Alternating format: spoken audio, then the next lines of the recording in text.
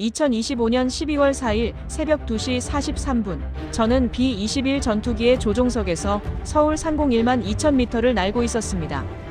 저는 동료에게 말했죠. 와, 한국 레이더는 여전히 조용하잖아. 우리가 머리 위에 있는지도 모르는 거야.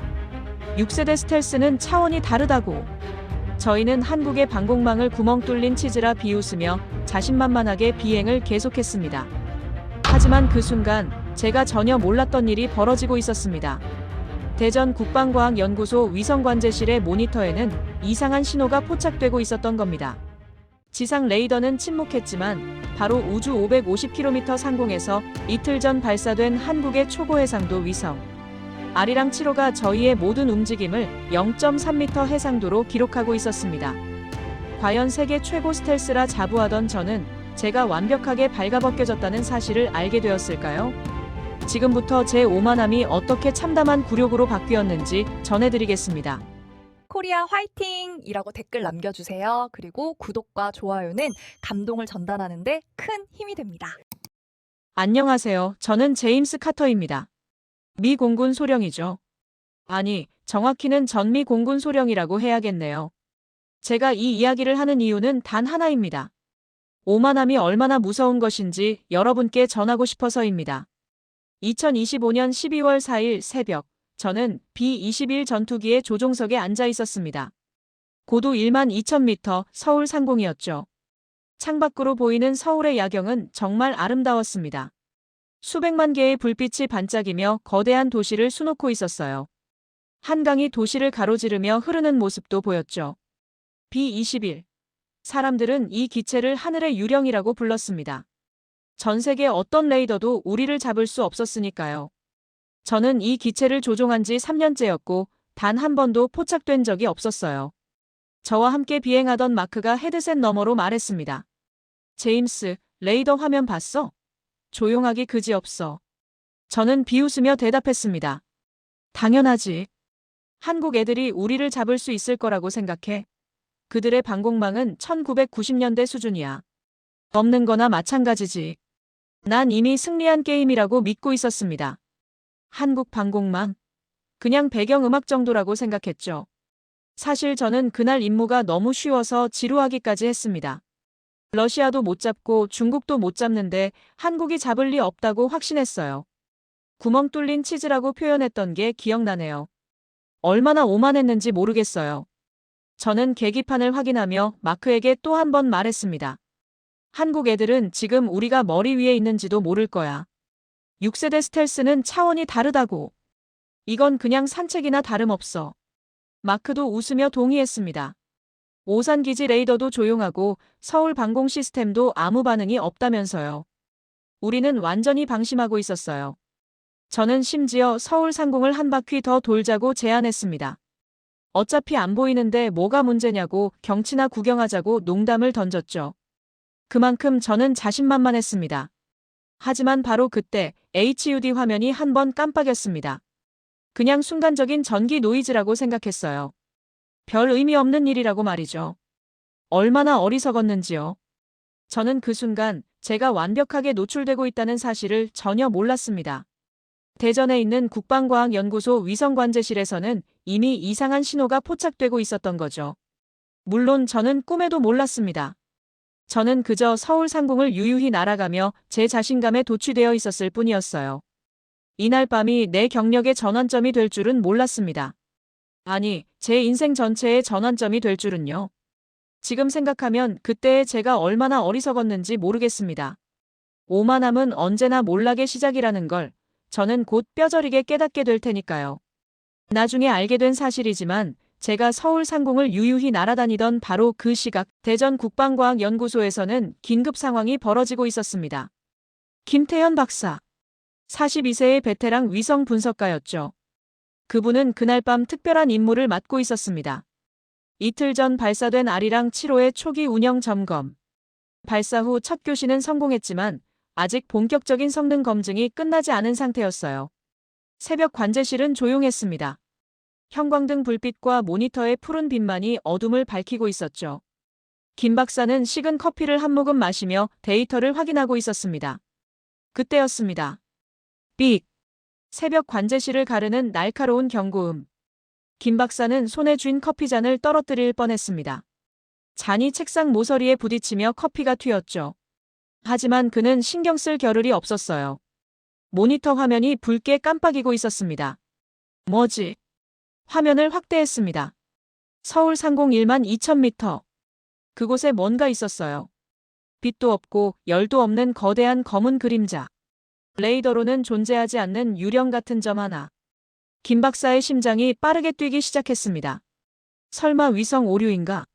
발사한 지 이틀밖에 안 됐으니 센서 오작동일 수도 있었어요. 하지만 신호는 너무 명확했습니다. 크기도 계산됐죠. 대략 20m에서 30m 정도의 기체. 김 박사는 급히 지상 레이더 데이터를 확인했습니다. 오산 기지 레이더 침묵.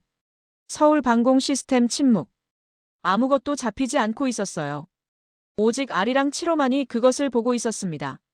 김 박사는 떨리는 손으로 내선 전화를 집어들었습니다. 수진 씨, 지금 당장 관제실로 와요. 긴급입니다.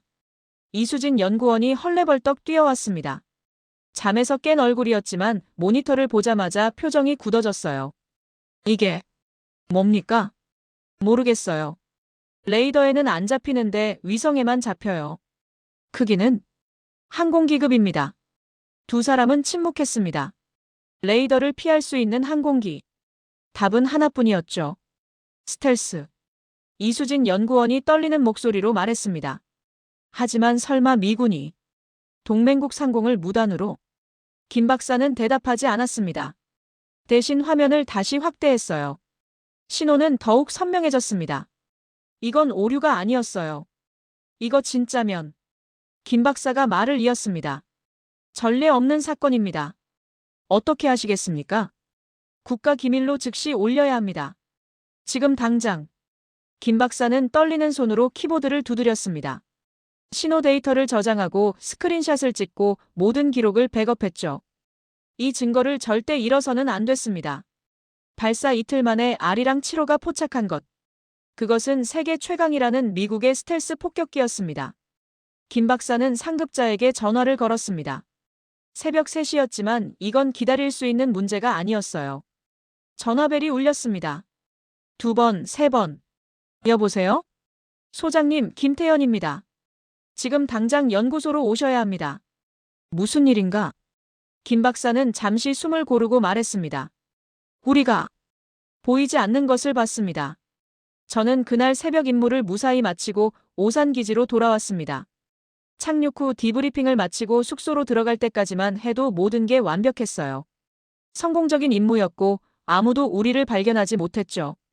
저는 샤워를 하고 침대에 누워 잠들 준비를 하고 있었습니다.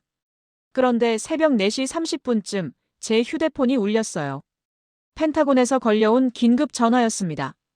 국방부 정보국 책임자인 데이비드 톰슨 준장이었죠. 카터 소령, 지금 당장 통신 보안 라인으로 전환하게. 목소리에 다급함이 묻어났습니다. 저는 급하게 일어나 보안 전화기를 집어들었어요. 무슨 일입니까, 준장님? 카터, 자네가 뭔 실수를 했는지 알아? 저는 순간 멍해졌습니다. 실수라니요? 한국 놈들이 뭔가 포착했어. 우리 NSA가 한국 연구소 통신을 모니터링하다가 알아냈지. 제 심장이 멈추는 것 같았습니다. 포착이라니. 그게 무슨 말씀이십니까? 저희는 스텔스 상태였습니다. 레이더에는 아무것도. 위성이야. 톰슨 준장이 고함을 질렀습니다. 한국이 이틀 전에 쏘아 올린 새 위성이 자네 편대를 찍었어. 발사한 지 겨우 48시간밖에 안 된 위성이. 저는 말을 잇지 못했습니다. 위성이요? 광학 위성으로 B-21을 포착했다고요? 톰슨 준장의 목소리가 더욱 차갑게 식었습니다. 한국 위성은 절대 저걸 포착할 수 없어야 해, 카터. 이게 무슨 의미인지 알아? 우리가 수십 년간 쌓아온 기술 우위가 한순간에 무너지는 거야. 하지만 준장님, B-21은 지금 펜타곤은 발칵 뒤집혔어. 6세대 스텔스가 겨우 이틀 된 한국 위성한테 걸렸다는 게 말이 되나? 저는 입을 다물 수밖에 없었습니다. 그 데이터가 외부로 새는 순간 우린 몇십 년간의 전략적 우위를 잃는다. 알겠나, 소령? 예, 준장님. 당장 한국 측에 압박을 넣을 거야. 데이터를 삭제하라고 요구하겠어. 위성 오류라고 우기라고 말이야. 톰슨 준장은 명령조로 말했습니다. 전화가 끊어졌습니다. 저는 그 자리에 멍하니 서 있었어요. 뭔가 잘못됐다는 느낌이 들었습니다. 1시간 후, 나중에 알게 된 사실이지만 한국국방과학연구소에는 주한 미군을 통해 전화가 걸려왔습니다. 새벽 5시 30분이었죠. 전화를 받은 건 연구소 소장이었습니다. 상대는 주한 미군 정보참모부 책임자였고 목소리는 차갑고 단호했대요. 아리랑 7호에 기술적 문제가 발생한 것으로 파악됩니다. 한국 측 소장은 당황했대요. 무슨 말씀이십니까? 위성은 정상 작동하고 있습니다. 귀측 위성이 오늘 새벽 포착한 데이터는 시스템 오류로 인한 노이즈입니다. 발사한 지 이틀밖에 안 됐으니 센서 캘리브레이션이 완벽하지 않은 겁니다. 우리 기술진이 확인한 결과 명확한 비행체입니다. 상대방의 목소리가 더욱 강경해졌습니다. 소장님, 이건 단순한 기술 문제가 아닙니다. 외교 문제로 비화하길 원하십니까? 한국 측 소장은 잠시 침묵했대요. 아리랑 7호는 아직 테스트 단계입니다. 이런 초기 오류는 흔한 일이죠. 당장 해당 데이터를 삭제하고 시스템 점검에 들어가시기 바랍니다. 이건 권고가 아닙니다. 이건 명백한 협박이었어요. 전화가 끊어졌습니다. 하지만 한국 측은 이미 확신하고 있었어요.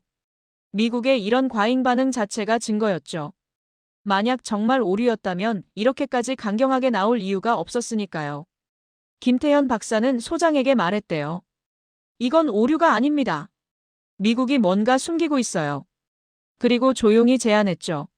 삭제하는 척합시다. 하지만 실제로는 저는 그날 침대에 누워서도 잠을 이룰 수 없었습니다. 뭔가 돌이킬 수 없는 일이 벌어지고 있다는 느낌이 들었거든요. 우리가 완벽하다고 믿었던 게 사실은 완벽하지 않았던 걸까요? 그날 이후 며칠 동안 저는 불안한 나날을 보냈습니다. 펜타곤에서는 한국 측이 데이터를 삭제했다는 보고를 받았다고 했어요. 문제가 해결됐으니 안심하라고 했죠. 하지만 저는 왠지 찝찝했습니다. 정말 그렇게 간단히 끝난 걸까요? 나중에 알게 된 사실이지만 한국 측은 전혀 다른 게임을 하고 있었습니다. 12월 4일 오후 대전 연구소에서는 긴급회의가 열렸어요. 김태현 박사와 이수진 연구원, 그리고 몇몇 고위 책임자들이 모였죠. 미국 측에 어떻게 보고할 겁니까? 한 책임자가 조심스럽게 물었습니다. 김 박사가 대답했습니다. 삭제했다고 보고하겠습니다. 정말 삭제하시는 겁니까? 소장이 물었습니다. 김 박사는 잠시 침묵하다가 말했어요. 공식 서버에서는 삭제합니다. 하지만 백업은 남긴다는 거죠? 김 박사는 고개를 끄덕였습니다. 미국의 반응 자체가 증거입니다. 만약 정말 오류였다면 저렇게까지 강경하게 나올 이유가 없어요. 우리는 뭔가 중요한 걸 포착했습니다. 이걸 그냥 날릴 순 없습니다. 회의실에 긴장감이 흘렀습니다. 이건 위험한 결정이었어요. 소장이 한참을 고민하다가 말했습니다. 좋습니다. 하지만 극비로 진행하세요. 그날 저녁 김 박사는 미국 측에 전화를 걸었습니다. 네, 확인했습니다. 센서 캘리브레이션 오류가 맞았습니다. 데이터는 삭제 절차에 들어갔습니다. 시스템 점검도 진행 중입니다. 잘하셨습니다, 박사님. 전화가 끊어졌습니다. 김 박사는 전화기를 내려놓고 깊게 숨을 내쉬었어요. 그리고 이수진 연구원을 바라봤습니다. 수진 씨, 회의실 문 잠그세요. 예. 지금부터 우리가 할 일은 아무도 모르게 해야 합니다. 이수진 연구원이 회의실 문을 잠갔습니다. 딸깍 소리가 묘하게 크게 들렸어요. 김 박사가 조용히 말했습니다. 이 순간부터 우리는 미국을 속이는 겁니다. 두 사람은 백업 서버로 이동했습니다. 김 박사는 키보드 앞에 앉았고 이수진 연구원은 그 옆에 섰죠. 해상도 리미터를 해제하겠습니다. 김 박사가 말했습니다. 하지만 그건 이수진 연구원이 망설였습니다. 해상도 리미터 해제는 위성에 엄청난 부담을 주는 작업이었어요. 센서를 최대치로 작동시키면 위성 수명이 크게 단축되니까요. 위성 수명이 3년은 줄어들 겁니다. 알아요. 김 박사의 목소리는 단호했습니다. 하지만 3년 줄어들어도 지금 놓치면 영원히 못 봅니다. 이게 우리에게 주어진 단 한 번의 기회예요. 그는 떨리는 손으로 명령어를 입력하기 시작했습니다. 화면에 경고 메시지가 떴어요. 경고 해상도 리미터 해제 시 위성 수명 단축. 계속하시겠습니까? YN. 김 박사의 손가락이 키보드 위에서 잠시 멈췄습니다. 그는 눈을 감고 깊게 숨을 들이마셨어요. 하느님, 제가 옳은 일을 하는 겁니까? 그리고 Y를 눌렀습니다. 엔터. 시스템이 작동하기 시작했습니다. 모니터의 숫자들이 빠르게 흘러갔어요. 위성이 새로운 모드로 전환되고 있었습니다. 이수진 연구원이 다른 모니터를 확인했습니다. 센서 온도 상승 중. 정상 범위 내입니다. 전력 소비는 120% 증가. 아직 안전합니다. 김 박사는 백업된 B21 데이터를 불러왔습니다. 그리고 새로운 해상도로 재분석을 시작했죠. 화면이 서서히 변하기 시작했습니다. 오고 있어요. 이수진 연구원이 숨을 죽였습니다. 흐릿했던 점이 선명해졌습니다. 작은 덩어리가 구체적인 형태를 갖추기 시작했어요. 그리고 세상에. 두 사람은 말을 잃었습니다. 화면 속에는 더 이상 점이나 그림자가 아니었어요. 명확한 B21의 모습이 보였습니다. 날개의 형태, 기체의 윤곽, 심지어 조종석의 위치까지. 판도라의 상자가 열린 순간이었습니다. 12월 6일, 저는 펜타곤으로부터 특별 지시를 받았습니다. 한국대전연구소로 가서 데이터 삭제 과정을 직접 확인하라는 명령이었어요. 사실 한국 측이 이미 삭제했다고 보고했지만 펜타곤은 믿지 않았던 거죠. 저와 함께 로버트 스티븐슨 준장이 동행했어요. 그분은 미 공군 정보국의 고위 장성으로 스텔스 기술 보안을 담당하는 책임자였습니다. 비행기 안에서 그는 제게 말했죠. 카터 소령, 이건 단순한 데이터 확인이 아니야. 우리가 기술적 우위를 유지하고 있다는 걸 한국 놈들에게 확실히 보여줘야 해. 저는 고개를 끄덕였지만 속으로는 불안했습니다. 대전 연구소에 도착했을 때는 오후 2시였습니다. 김태현 박사와 소장이 우리를 맞이했어요. 분위기는 묘하게 긴장되어 있었습니다. 삭제 과정을 보여드리겠습니다. 김 박사가 우리를 위성 관제실로 안내했습니다. 커다란 모니터들이 벽면을 가득 채우고 있었고 여러 명의 연구원들이 자리에 앉아 있었어요. 스티븐슨 준장이 건방지게 말했습니다. 우리가 직접 확인하겠소. 해당 날짜의 모든 데이터를 보여주시오. 김 박사는 조용히 고개를 끄덕이고 키보드를 조작했습니다. 모니터에 12월 4일 데이터 목록이 떴어요. 보시다시피 해당 시간대의 의심 데이터는 이미 삭제되었습니다. 스티븐슨 준장은 만족스러운 표정으로 고개를 끄덕였어요. 역시 한국 놈들이 순순히 따랐다는 표정이었죠. 저도 안도했습니다. 그런데 바로 그 순간이었습니다. 하지만 김 박사가 말을 이었습니다.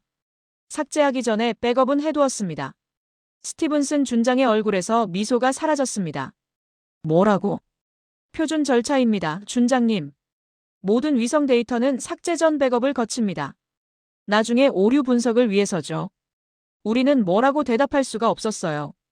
거절하면 더 의심스러워 보일 테니까요. 보여드릴까요? 김 박사의 목소리는 차분했지만 저는 그의 눈빛에서 뭔가 다른 걸 느꼈습니다. 스티븐슨 준장은 억지로 미소를 지으며 말했습니다. 그래요, 한번 봅시다. 어차피 오류 데이터일 테니까. 김 박사는 다른 컴퓨터로 이동했습니다. 그리고 몇 가지 명령어를 입력했어요. 저는 그때 김 박사의 손이 살짝 떨리는 걸 봤습니다. 모니터에 영상이 떴습니다. 처음에는 서울의 야경이 보였어요. 익숙한 풍경이었습니다. 제가 그날 밤 내려다봤던 바로 그 장면이었죠. 그리고 화면이 확대되기 시작했습니다. 한 번, 두 번, 세 번. 이게 제 입에서 저도 모르게 말이 나왔습니다. 화면 속에는 더 이상 작은 점이나 흐릿한 형체가 아니었어요. 명확한 B21의 모습이 보였습니다. 기체의 윤곽선, 날개의 형태, 조종석까지 선명하게 보였어요. 스티븐슨 준장의 손이 떨렸습니다. 그가 쥐고 있던 휴대폰이 바닥으로 떨어졌죠. 쿵. 조용한 관제실에 그 소리가 크게 울렸습니다. 아무도 그 휴대폰을 줍지 않았어요. 김 박사가 계속 확대했습니다. 화면은 더욱 놀라운 디테일을 드러냈어요. 기체 표면의 패널 라인, 공기 흡입구의 구조, 그리고 세상에. 스티븐슨 준장이 숨을 헐떡였습니다. 그의 얼굴은 창백했어요. 화면에는 기체 번호까지 읽을 수 있었습니다. 제가 그날 밤 탔던 바로 그 B-21이었죠. 이건 불가능해. 준장이 중얼거렸습니다. 김 박사가 조용히 말했습니다. 0.3m 해상도입니다, 준장님. R이랑 7호의 공식 스펙이죠. 그리고 잠시 멈추었다가 덧붙였습니다.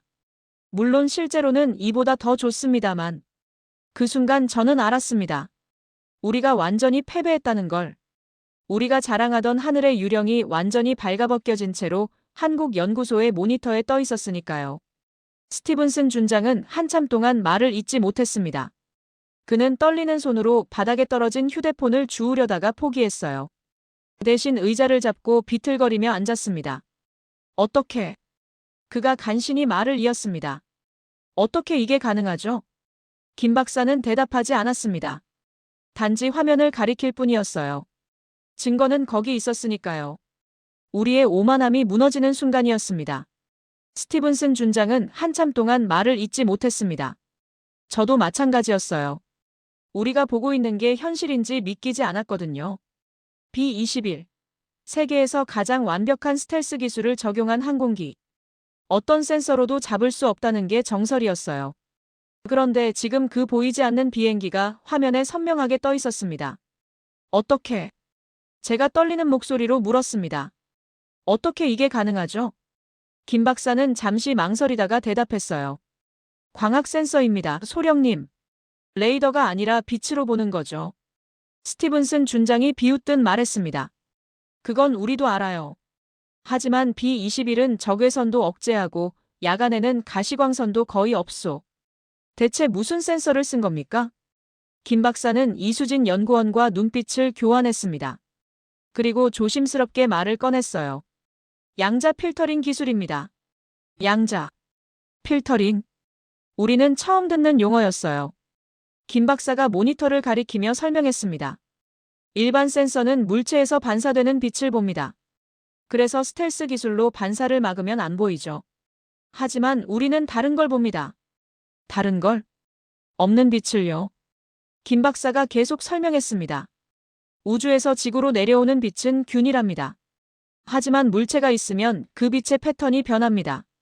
스텔스 기술로 반사를 막아도 빛을 가리는 건 막을 수 없죠.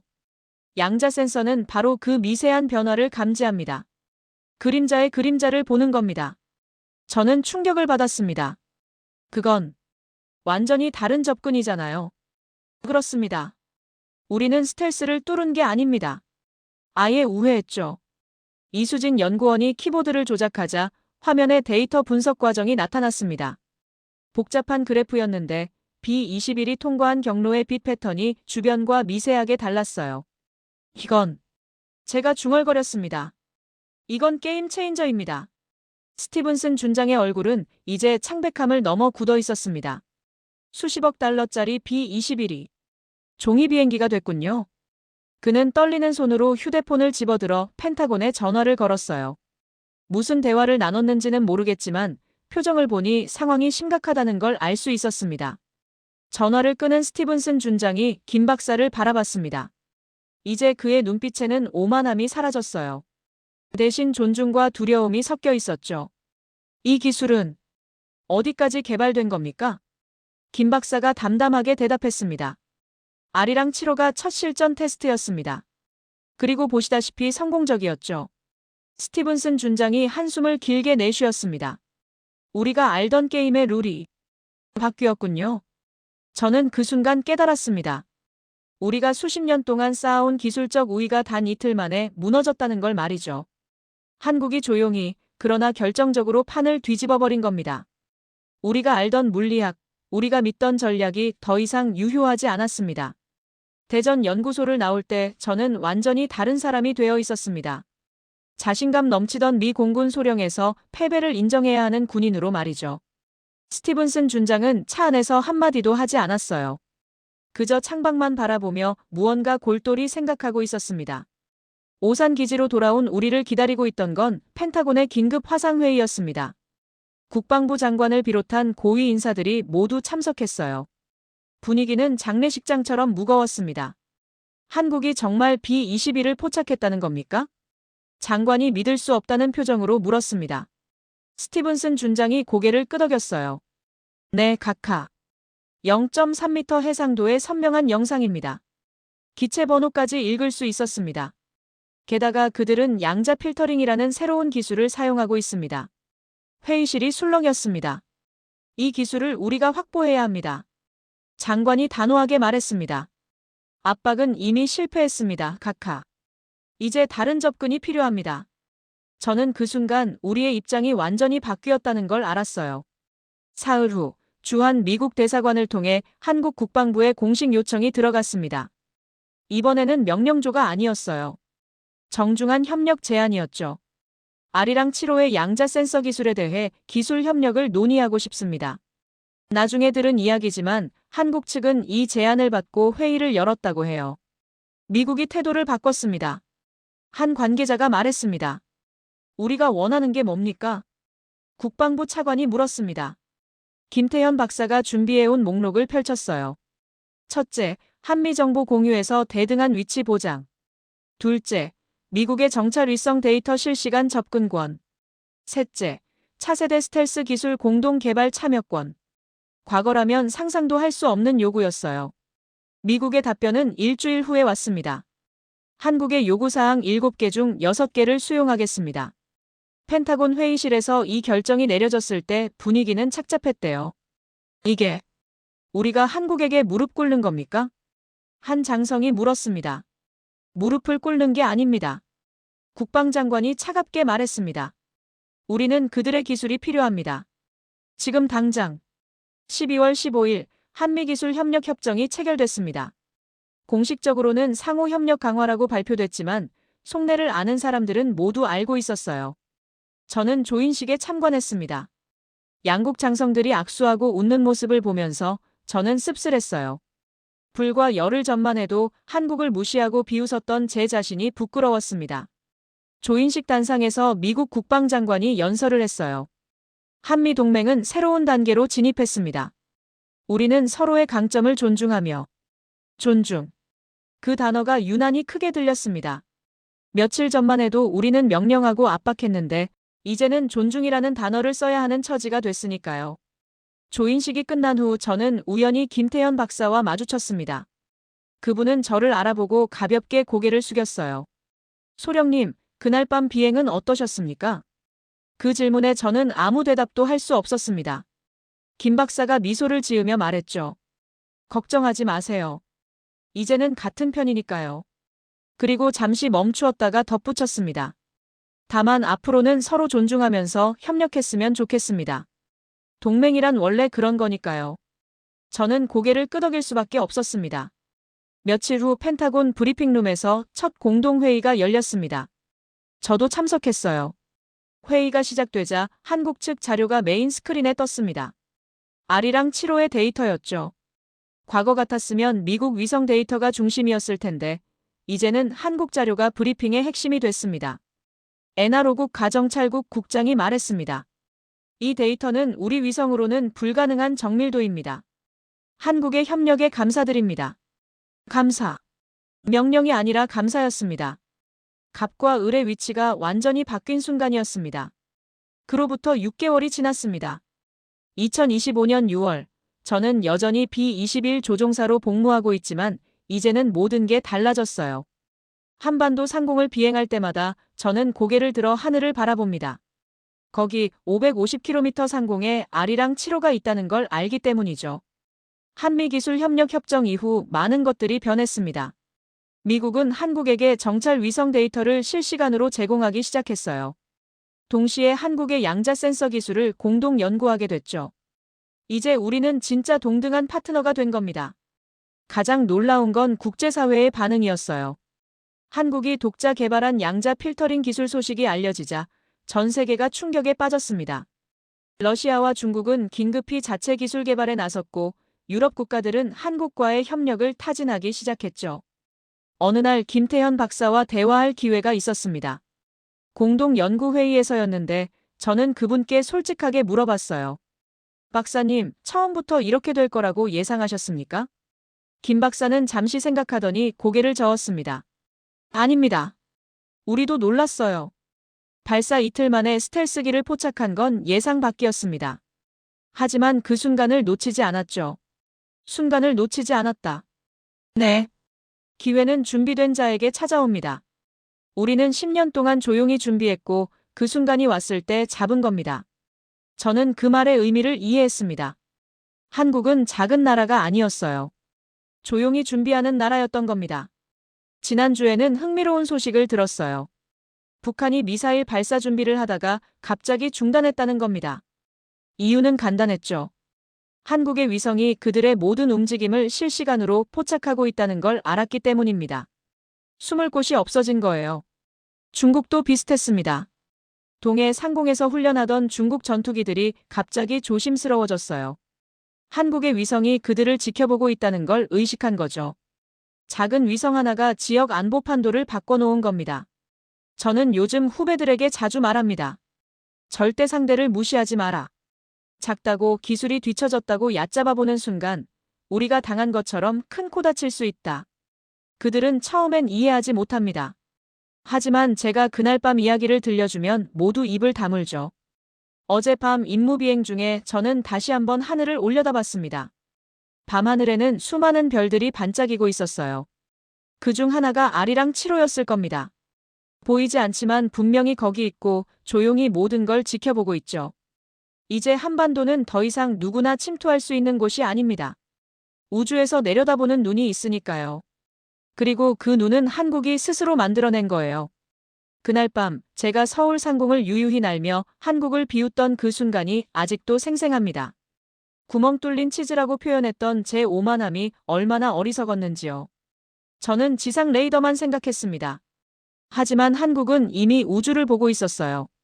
저는 이제 압니다. 진짜 강한 나라는 남을 무시하는 나라가 아니라 조용히 자기 실력을 키우는 나라라는 걸 말이죠. 한국이 바로 그런 나라였습니다. 그날의 굴욕을 저는 평생 잊지 못할 겁니다. 하지만 동시에 감사하기도 해요. 그 경험이 저를 더 겸손한 군인으로 만들어줬으니까요. 오만함은 언제나 몰락의 시작입니다. 지금 이 순간에도 아리랑 7호는 조용히 궤도를 돌고 있습니다. 한반도의 평화를 지키면서 말이죠. 그리고 전 세계에 메시지를 보내고 있습니다. 더 이상 한국을 무시하지 말라고.